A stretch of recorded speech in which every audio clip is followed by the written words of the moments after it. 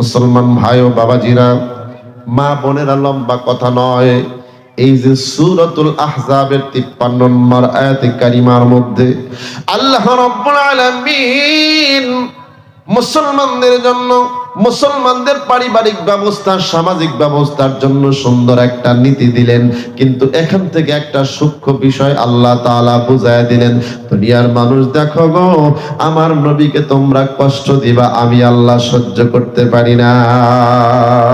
আল্লাহ তাআলা আয়াত নাযিল করে জানায় দিলেন, আল্লাহ তাআলা বলেন, ইয়া আইয়ুহাল্লাযীনা আমানু লা তাদখুলু বুয়ুতান নাবিয়্যি ইল্লা আইয়ুযানা লাকুম ইলা তাআমিন গায়রা নাযিরিনা ইনাহ। আল্লাহ তাআলা বললেন, নবী আপনি সমস্ত মুমিনদেরকে বলে দেন, বিশেষ করে ওই সময় যারা ছিল তাদেরকে আপনি লক্ষ্য করে বলে দেন, কোন মানুষ যেন আপনি নবীর ঘরে অনুমতি ছাড়া প্রবেশ না করে।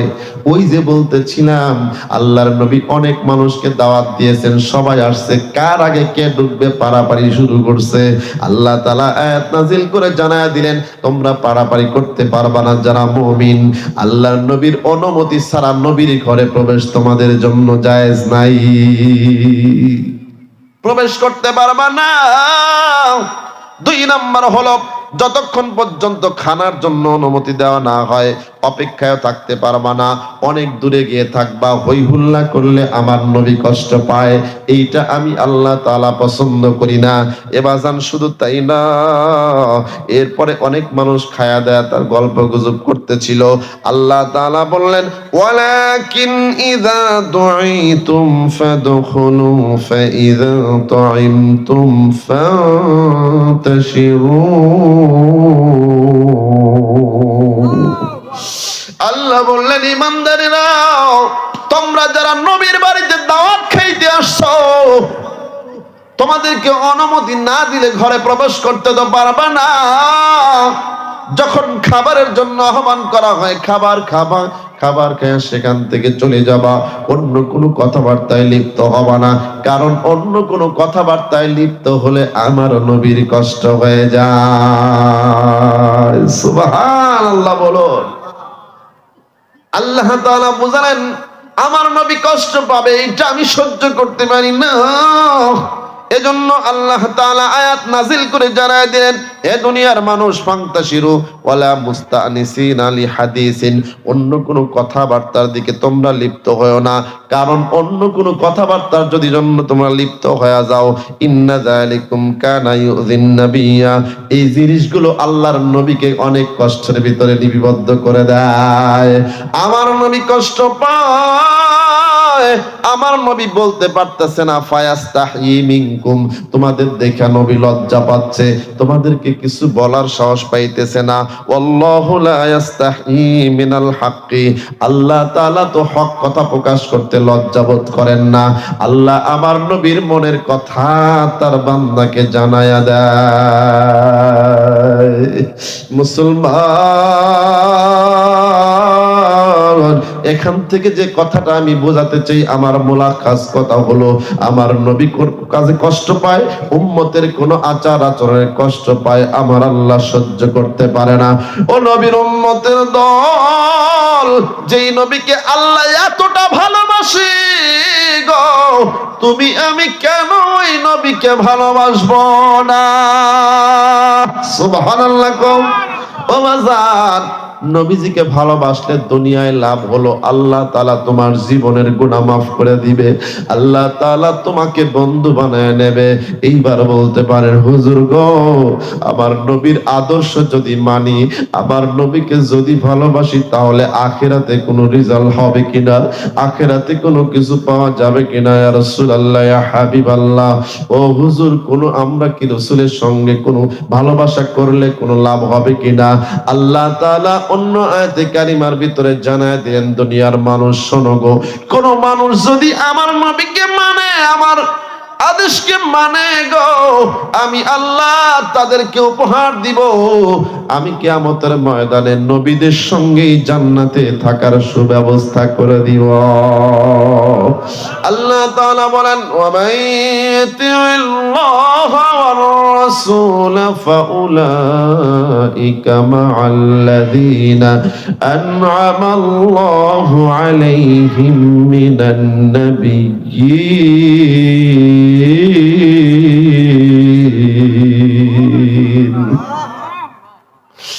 আল্লাহ তাআলা বলেন, উম্মতের দল ও বান্দা বান্দীরা শোনো গো, কোন মানুষ যদি আমি আল্লাহর বিধানকে মানে, আলহামদুলিল্লাহ আমরা যারা মুসলমান আমরা আল্লাহকে মানছি, ঠিক কিনা কোন? এইবার কোন মানুষ যদি আমার নবীকে মানে, আল্লাহ রাব্বুল আলামিন বলেন আমি আল্লাহকে মানার কারণে, আমার বন্ধু মুহাম্মদুর রাসূলুল্লাহকে মানার কারণে আমি আল্লাহ ওই মানুষগুলোকে হাসর নাসর আমার নবীর সঙ্গেই করার ব্যবস্থা করে দিব। এই আয়াতখানা নাজিল হয়েছে বড় এক আবেগপূর্ণ ঘটনার কারণে বাবা। বিশ্ব নবী রাহমাতুল লিল আলামিনের এক জবরদস্ত সাহাবী এসে আল্লাহর নবীর সামনে কাঁদতেছেন আর বলতেছেন, ইয়া রাসূলুল্লাহ, ইয়া হাবিবাল্লাহ, হুজুর আমরা দুনিয়াতে আপনাকে এতটা বেশি ভালোবাসি, এখান থেকে একটা শিক্ষা নিয়ে যাবা সাহাবায়ে কেরাম আমার নবীকে কি পরিমাণ ভালোবাসছে। ওই সাহাবী ডাক দিয়ে বলতেছেন, ইয়া রাসূলুল্লাহ, ইয়া হাবিবাল্লাহ, আপনাকে তো আমরা জীবনের চাইতে ভালোবাসি, আমাদের জান মাল বাবা সন্তান সবকিছু থেকে ভালোবাসি। নবী, আপনি নবীর চেহারা না দেখলে আমাদের জীবন চলে না, আপনার পাশে না বসলে আমাদের ভালো লাগে না, দিন কাটে না, রাত যায় না ইয়া রাসূলুল্লাহ।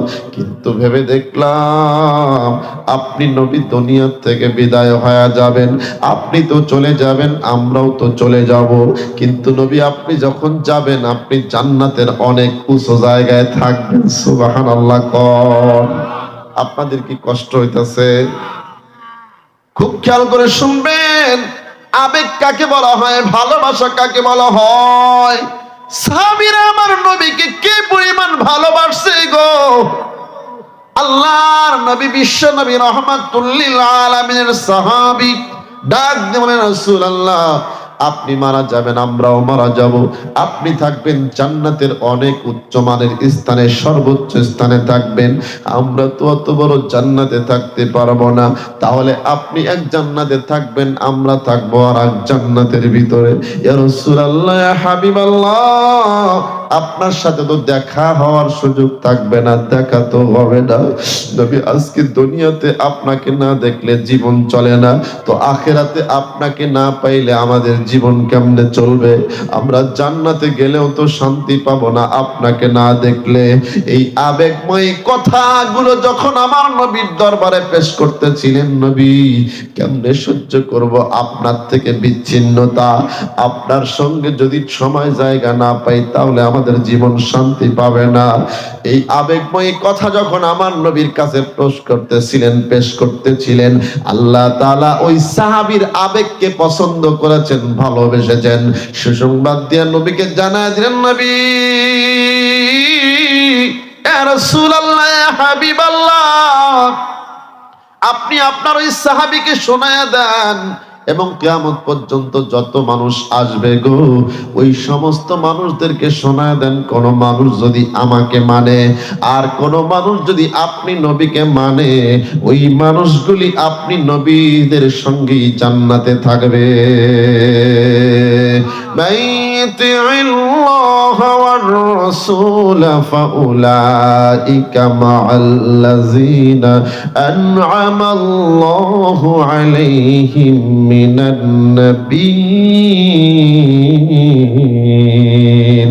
ওয়াস-সিদ্দীকিন ওয়াশ-শুহাদা'i ওয়াস-সালিহিন ওয়া হাসুনা উলাইকা রাফীকা। আল্লাহু আকবার।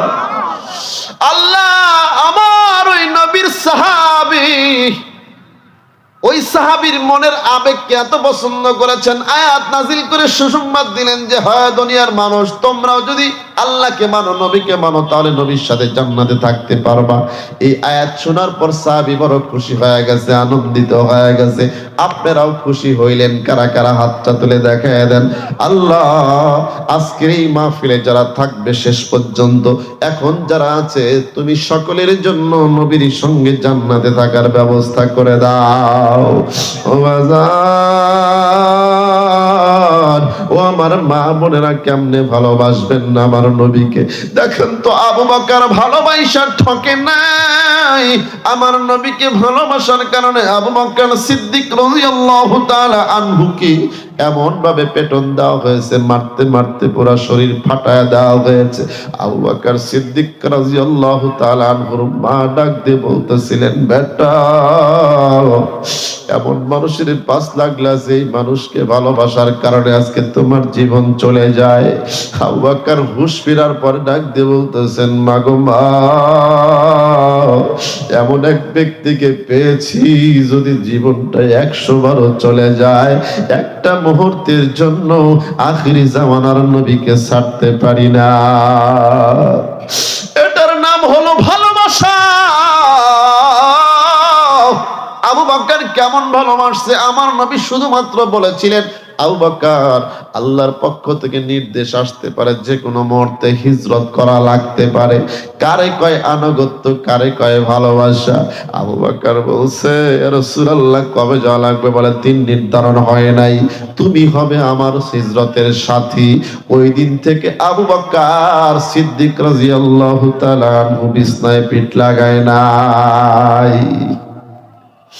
আল্লাহর নবী হিজরতের রাত্রিতে আবু বকরের বাড়িতে যখন গেছে, যাওয়ার পর আল্লাহর নবী সবে মাত্র সালাম পেশ করেছেন, চুপি স্বরে আস্তে করে সালাম দিয়েছেন। আবু বকর কোন রকম কোন তাল বিলম্ব করা ছাড়া সঙ্গে সঙ্গে সালামের উত্তর দিয়া দরজা খুলে দিয়েছে। কোন সুবহানাল্লাহ। নবী ডাকতে বলে, আবু বকর, তুমি কি ঘুমাও নাই? এত তাড়াতাড়ি করে তুমি কিভাবে তুমি দরজাটা খুললা? আবু বকর ডাকতে বলে, রাসূলুল্লাহ, হাবিবাল্লাহ, যেদিন থেকে আপনি আমাকে শোনাইছেন যে হিজরতের সাথী হবে তুমি, আমি ওই দিন থেকে আমার বিছানার সঙ্গে পিঠ না লাগায়া, দরজার সঙ্গে পিঠ লাগায়া আমি 6 মাস পর্যন্ত দাঁড়িয়ে আছি। আবু বকর এমন করে ভালোবাসছে, এমন করে আমার নবীকে মানছে। আবু বকর ঠকে নাই, ঠকে নাই। ও যুবক, তুমি তো মনে করতেছ তুমি মন মতো চলিয়া দাড়িটা কামাইয়া মাস্তানি কইরা ঘুরিয়া মনে করতেছ অনেক কিছু অর্জন করছো। না না, কিছুই অর্জন করতে পারো নাই। দেখো, আবু বকর তার জীবনটাকে নবীজির জন্য দিয়া ভালোবাসা এমন কিছু অর্জন করেছে, আমার নবী সুসংবাদ দিয়া জানায় দেয়, উম্মত শোনো, আবু বকর তো এমন ব্যক্তি, তামাম পৃথিবীর মানুষ চিন্তা ভাবনা করে জান্নাত পাওয়ার, আর আবু বকরকে পাওয়ার জন্য জান্নাতের 8টি দরজা অপেক্ষা করতে থাকে। জান্নাতের 8টি দরজা আবু বকরকে ডাক দিয়ে বলবে, আবু বকর আসো, তোমার জন্য প্রস্তুত হয়ে আছি, তুমি আমি জান্নাতের জন্য পাগল। আর আবু বকর সিদ্দিক রাদিয়াল্লাহু তাআলা আনহুর জন্য জান্নাতের 8টি দরজা পাগল। এইবার আবার অনেক মা বোনেরা আসছে, বলতে পারে, হুজুর আমাদের জন্য কিছুই তো বললেন না। ও মা, তুমি কেন নবীজির পাগল হইবা না? নবীর জন্য, নবীর আদর্শের জন্য একটা সন্তানকে কেন মাদ্রাসায় পড়াবা না? তোমার একটা সন্তান যদি নবীর আদর্শওয়ালা হয়ে যায়, তোমার সন্তান যখন নবীজির সঙ্গে জান্নাতে থাকার সুযোগ পাবে, তুমিও মা ওই সন্তানের কারণে আল্লাহর জান্নাতের মেহমান হয়ে যাবে। ওই মহিলার ঘটনা কি তুমি জানো না? আমার নবীরা মেয়েদের আমার নবীকে মেয়েরা পর্যন্ত কিভাবে ভালোবাসছে গো মা। শোনো গো, আমার নবী যখন উহুদের ময়দানে যুদ্ধ করতে চলে গেছেন, যুদ্ধ করতে করতে কাফেররা যখন আমার নবীকে মারার জন্য পরিকল্পনা করে, শয়তানের পক্ষ থেকে যখন ঘোষণা করা হলো কদ কুতিলা মুহাম্মদ, মুহাম্মদ শহীদ হয়ে গেছে। এ বাজান উহুদের যুদ্ধের প্রেক্ষাপট তো অনেক লম্বা, আমি ওই দিকে যাব না। শুধুমাত্র একটা কথা আমার মা বোনদের জন্য বলেই আলোচনা শেষ করে দিচ্ছি। আমার নবীর ব্যাপারে যখন কাফেররা সংবাদ ছড়িয়ে দিয়েছে কদ কুতিলা মুহাম্মদ, মুহাম্মদ শহীদ হয়ে গেছে, মদিনার মহিলারা পাগল হয়ে গেছে। বিশেষ করে এক আল্লাহর বান্দি এক মহিলা পাগল হয়ে ছুটছেন নবীর তালাশ করার জন্য যাইতেছে, আর মাঝে মাঝে ডাক দিয়ে বলতেছে, এ ভাইরা আমার নবীর খবরটা একটু দাও না। একজন প্রতিমধ্যে দাঁড় করে বলতেছে, তুমি কই যাও? কয় নবীর খবর নেওয়ার জন্য। কয় তুমি নবীর খবর নিতে যাচ্ছ, তুমি কি জানো না তোমার ওই যে বাবা ছিল, বাবাটা না মারা গেছে? কয় আমি ওই খবর শুনতে চাই না, বলো আমার নবী কেমন আছে। আবার একটু সামনে গেছে, ডাক দিয়ে বলতেছে, ও মহিলা কই যাও? কয় নবীর খবর নিতে। কয় তুই নবীর খবর নিতে যাচ্ছ, অথচ তুমি জানো না তোমার স্বামী তো মারা গেছে। মহিলা কান্দে আর বলে, আমি স্বামীর খবর নিতে চাই না, আমি স্বামীর খবর নেওয়ার জন্য আসি নাই। একজন মহিলার কাছে স্বামীর চাইতে আপন কিছু হতে পারে না। ওই মহিলা ডাক দিয়ে বলে, না আমি তো স্বামীর খবর নেওয়ার জন্য আসি নাই, বলো আমার নবীর খবর কি? এই কথা জিজ্ঞেস করে সামনে যখন আবার অগ্রসর হয়েছে, আর একজন ডাক দিয়ে বলে, ও মা তুমি যাচ্ছ নবীর খবর নিতে, তুমি কি জানো ওই যে তোমার আদরের কলিজার টুকরা বেটা জিহাদের ময়দানে গিয়েছিল, ওই বেটাও তো শহীদ হয়ে গেছে, বেটাও তো নাই। ও আল্লাহর বান্দিরা, এইবার মহিলা ডাক দিয়ে বলতেছে, আমি তো বেটার খবর নিতে আসি নাই, আমার নবী কেমন আছে বলো, বলো আমার নবী কেমন আছে বলো। এই খবর নিতে নিতে সরাসরি জিহাদের ময়দানে আমার নবীর সামনে হাজির হয়ে গেছে। এটাই ছিল ভালোবাসা। বাবার মৃত্যুর খবরে দুঃখ নাই, স্বামীর মৃত্যুর খবরে দুঃখ নাই, সন্তানের মৃত্যুর খবরে দুঃখ নাই। মহিলা ছুটছে নবীর পাগল হইয়া। ও মা, আল্লাহর বান্দি হইয়া যদি আমার নবীকে ভালোবাস, নবীকে ভালোবাসার অর্থ হলো তোমার সন্তানকে নবীজির আদর্শ দিয়া সাজাও, তোমার পরিবারকে আদর্শ দিয়া সাজাও, তোমার স্বামীকেও তোমার নবীর আদর্শ দিয়া সাজাও। অনেক মা বোনের আছে দাড়ি ক্রিম, অনেক মা বোনের আছে স্বামীদেরকে ক্রিম শেভ করতে বলে, দাড়ি পছন্দ করে না। না গো না, আজকের এই সিদ্দিকিয়া হেফজ মাদ্রাসা থেকে প্রতিজ্ঞা করতে হবে, আমাদের জীবন চলে যাবে তারপরেও নবীর আদর্শ ছাড়ব না। কারা কারা রাজি আছেন হাত তুলে দেখায় দেন। লিল্লাহে তাকবীর। আমি নবীজির পাগল, আমি মদিনার পাগল, আমি নবীজির পাগল, আমি মদিনার পাগল। জোরে কোন ঠিক কিনা? ওই নবীজির গোল বাগিচা, ওই মদিনার গোল বাগিচা, নয়নের কাজল, আমি মদিনার পাগল, আমি নবীজির পাগল, আমি মদিনার পাগল, আমি নবীজির পাগল। চিল্লায় বলেন ঠিক না ব্যাঠি? ও বাজান, যদি নবীর পাগল হয়ে থাকো, আমার নবীর একটা বড় আদর্শ ছিল। নবীজি যখন নবুয়ত লাভ করলেন, নবুয়ত লাভ করার পরে কোরআনের বাণী যখন মানুষের কাছে পৌঁছাইতে গেলেন, মানুষ যখন কোরআনের বাণীগুলো শুনতে ছিল, রে বাবা, আমার নবী প্রয়োজন মনে করিয়া মক্কার জমিনে দারুল আরকাম মাদ্রাসা প্রতিষ্ঠা করে দিন শিক্ষার ব্যবস্থা করেছেন। কোন সুবহানাল্লাহ। নবী আমার দারুল আরকামে সাহাবায়ে কেরামকে কোরআনের তালিম দিয়ে আলেম বানায়া দিবেন। কোন সুবহানাল্লাহ। নবী যখন মক্কা থেকে হিজরত করে মদিনার জমিনে চলে গেলেন, মদিনায় যাওয়ার পরে নবী আমার মাদ্রাসা প্রতিষ্ঠা করলেন, মাদ্রাসার নাম হলো আহলে সুফা। এখনো পর্যন্ত যারা মদিনায় গিয়েছেন ওইখানে একটা মাদ্রাসা আছে, পড়াশোনার জায়গা আছে, সেই জায়গার নাম হলো আহলে সুফা। সেই আহলে সুফার ছাত্র ছিল হযরত আবু হুরায়রা, সেই আহলে সুফার ছাত্র ছিল আব্দুল্লাহ ইবনে মাসউদ রাদিয়াল্লাহু তাআলা আনহু সহ অসংখ্য সাহাবায়ে কেরাম সেই মাদ্রাসায় পড়াশোনা করেছেন। তাদের খাবার দাবারের তেমন কোনো ভালো কিছু ছিল না বাবা। ওই নবীজি সাল্লাল্লাহু আলাইহি ওয়াসাল্লাম মদিনার আনসারীদের মাঝে তাদেরকে জায়গির বন্টন করে দিয়েছেন। এভাবে কেউ একদিন দুই দিন করে করে খাবার দিয়ে দিয়ে তাদের জন্য বন্ধ ব্যবস্থা করেছেন। এই সিদ্দিকিয়া হেফজ মাদ্রাসা নবীজি রহমাতুল লিল আলামিন যেমন মাদ্রাসা প্রতিষ্ঠা করেছিলেন,